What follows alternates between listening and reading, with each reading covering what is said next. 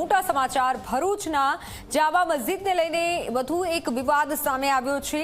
રાજસુંદર વિજયજી મહારાજે મોટો દાવો કર્યો છે। વિવાદિત સ્થળને સમડી વિહાર તીર્થ ગણાવ્યું છે। ભોયરામાં જવાની જૈન મુનિને ન મળી મંજૂરી। સ્થળ પર થયેલા નવા બાંધકામને ગણાવ્યું ખોટું। સ્થળનું શુદ્ધિકરણ અને સંવર્ધન થાય તેવી માંગ છે। સ્થળ પર થયેલા નવા બાંધકામને ખોટું ગણાવ્યું છે।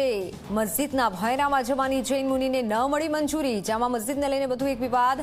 રાજસુંદર વિજયજી મહારાજે મોટો દાવો કર્યો છે। ભરૂચ ખાતે વિવાદિત સ્થળને સમડી વિહાર જૈન તીર્થ ગણાવ્યું છે।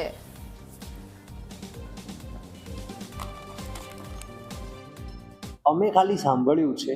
આજે પણ સવારે અમે જામા મસ્જિદ જોવા માટે ગયેલા હતા।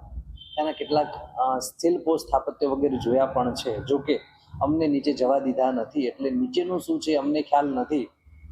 પણ સંત સાથે, મહાત્મા સાથે પણ ચર્ચા કર્યા પછી લાગ્યું, એટલે એમના ગયા પ્રમાણે નીચે મૂર્તિ વગેરે હોઈ શકે એવી પૂરી સંભાવના છે એવું વિચારીએ છીએ।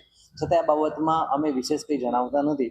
પુરાતત્વ ખાતું એમના સાથેનું આ સ્થાન તેમની સાથે જોડાયેલું છે।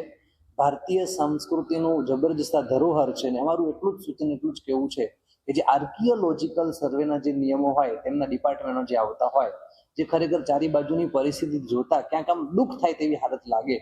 એક આટલું સરસ ભવ્ય, જે ખરેખર ભારતીય સંસ્કૃતિ માટે બહુ ગર્વનું સ્થાન કહી શકાય, જે 700-800 વર્ષ પૂર્વે સહજતાથી નિર્મિત છે ને એનાથી પણ વધારે પ્રાચીન હોવાની સંભાવના છે, તો એની સુરક્ષા એની રીતે થવી જોઈએ।